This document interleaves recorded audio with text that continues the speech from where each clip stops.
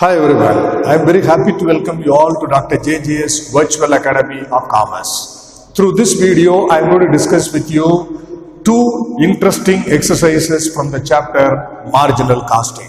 Let us get into the details of the first exercise. Given particulars are sales and profit for the 2 years 2009 and 2010. Given in the problem, sales for 2009 20 lakh rupees. For 2010, the sales is amounted 25 lakh rupees. Profit for 2009 is minus 1 lakh, that's nothing but loss for the year 2009 is 1 lakh rupees. Whereas for 2010, the profit is amounted 1 lakh rupees. So these are all the accounting information provided in exercise number 1, based on which we are asked to calculate PVR, BEP, sales required to earn a profit of 5 lakh rupees. These are all the three requirements to be done based on the accounting information. Now, what is the formula for calculating profit volume ratio?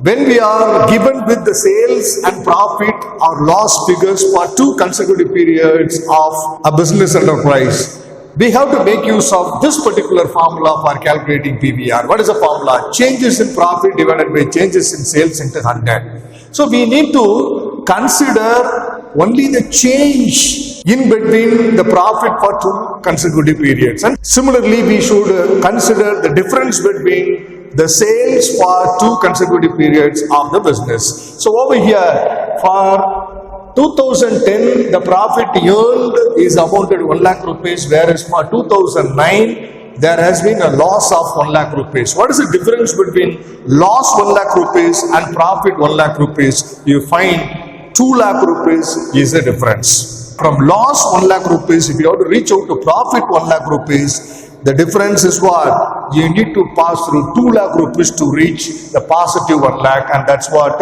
I have written. So 2 lakh rupees divided by difference between sales for the 2 periods, it comes to 5 lakh rupees. So 2 lakh rupees divided by 5 lakhs into 100, it gives us 40%. That is what profit volume ratio of sum number 1. Followed by, I have calculated break-even point. What is the formula for calculating break-even point? Fixed cost divided by profit volume ratio.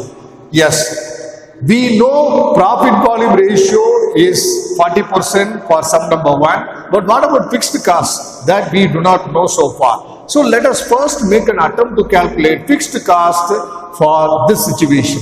How to calculate fixed cost when you know sales and PVR? Fine. There is a formula for calculating contribution, which is nothing but sales into PVR. So based on that, you can calculate contribution first, and from the contribution, if you subtract the profit for the respective period, the balance of contribution will be fixed cost. This is the idea. Fine.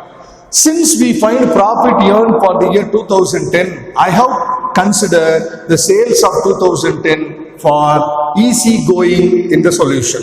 Contribution is equal to sales into PVR. For 2010, the sales is amounted 25 lakh rupees into 40% PVR. We come to know 10 lakh rupees as a contribution for the year 2010. From 10 lakh rupees contribution, if you subtract profit amounted 1 lakh rupees for the year, the balance is what? 9 lakh rupees, which is nothing but fixed cost.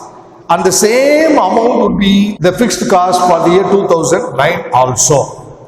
Fine, now let's calculate break-even point.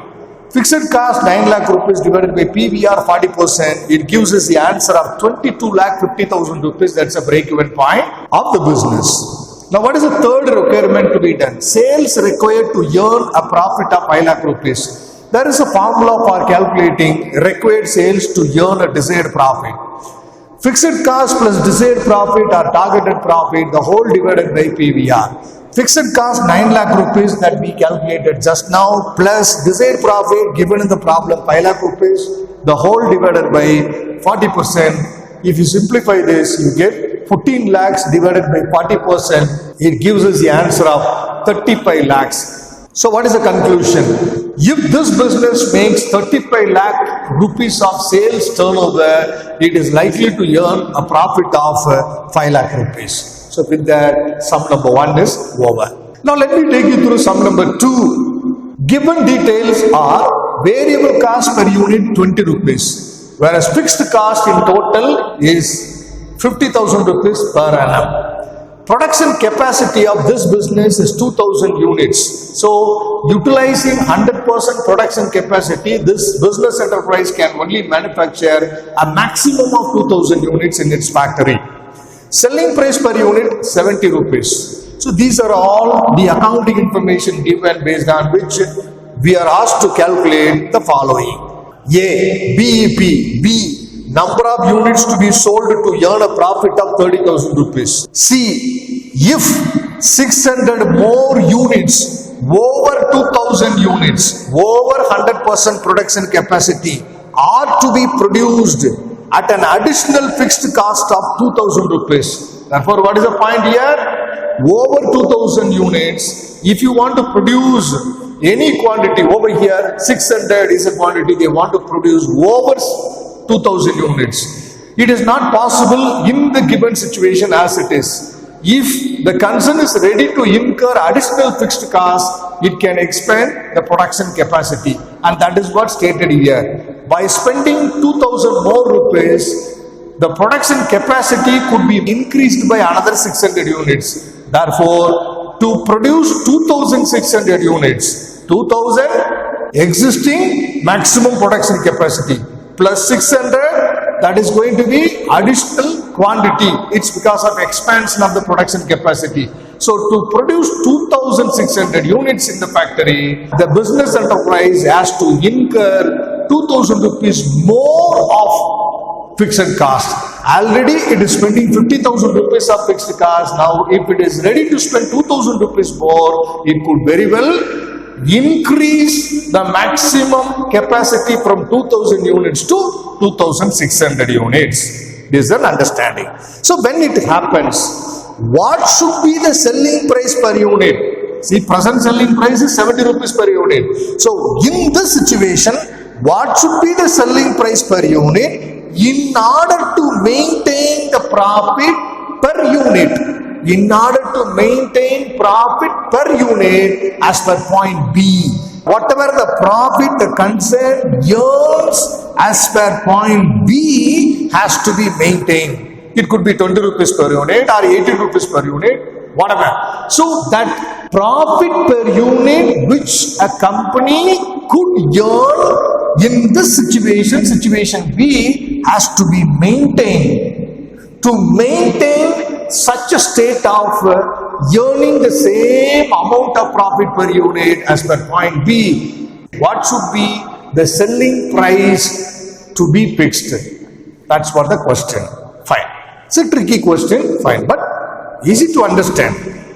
Now let's start with the solution. Let us calculate a break-even point first. Break-even point in units is equal to fixed cost divided by contribution margin per unit. Let us calculate contribution margin per unit. Selling price per unit minus variable cost per unit will give us contribution margin per unit. So 70 rupees selling price minus variable cost per unit, it is 20 rupees. The balance is what? 50 rupees, that's a contribution margin per unit. So BEP in units is equal to 50,000 rupees of fixed cost divided by 50 rupees contribution margin per unit. It gives us 1,000 units. So break-even point for this concern in this situation is 1,000 units.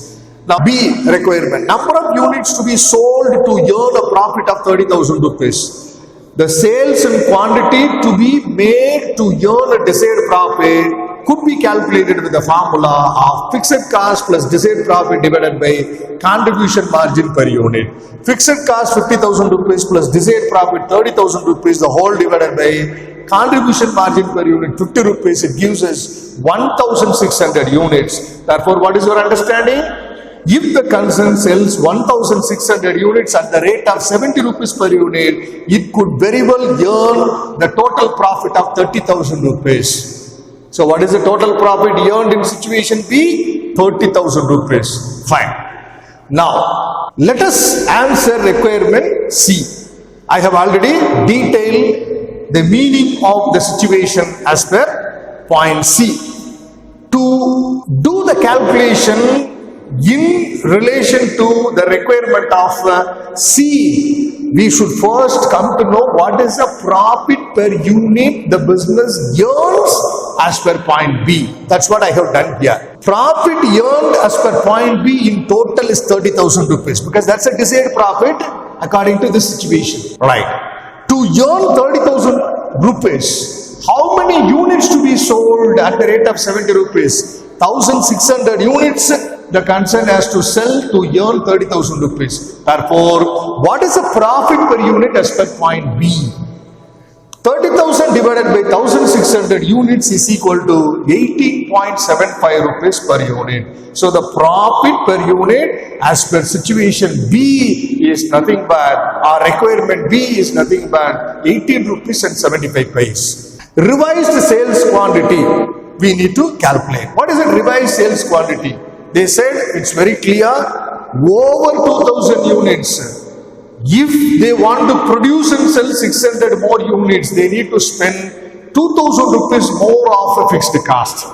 That's what the idea. So present capacity 2,000 units plus additional production capacity, it will facilitate us to produce 600 more units. Therefore, the new maximum production capacity of the concern is going to be 2,600 units. Now let us move to the next stage of requirement C. New selling price per unit. That's a question. When the factory gets the production capacity for 600 more units over 2,000 units, by spending 2,000 rupees more in the name of fixed cost, what should be the selling price at which the company or the business could very well earn the profit per unit as per point B? This is a question. The profit per unit as per point B, 18 rupees 75 paise. Now the new maximum production capacity comes to 2,600 units. So now finally we are going to find out the selling price at which earning the present amount of profit per unit is going to happen. Right. Variable cost per unit, the same 20 rupees. But what about the revised fixed cost? Yes, the total fixed cost as per original situation 50,000. When the factory was producing 2,000 units. To produce 600 more units, it has to spend 2,000 rupees more. So totally it becomes 52,000 rupees of fixed cost divided by 2,600 units. It gives us what? 20 rupees per unit. That is what the fixed cost to be apportioned for every unit, plus the profit to be maintained per unit, which is nothing but 18 rupees and 75 paise, and that is also added there. What is the total you get? 58 rupees and 75 paise is the new selling price per unit at which the company can very well maintain the present profit per unit of rupees 18.75 while selling 2,600 units. So thanks for watching this video. I hope you all have understood my way of explanation over the accounting treatment for the calculation of the different aspects in this two interesting and very important problem from the topic marginal costing. I'll meet you in another video. Bye for now everyone. Good luck.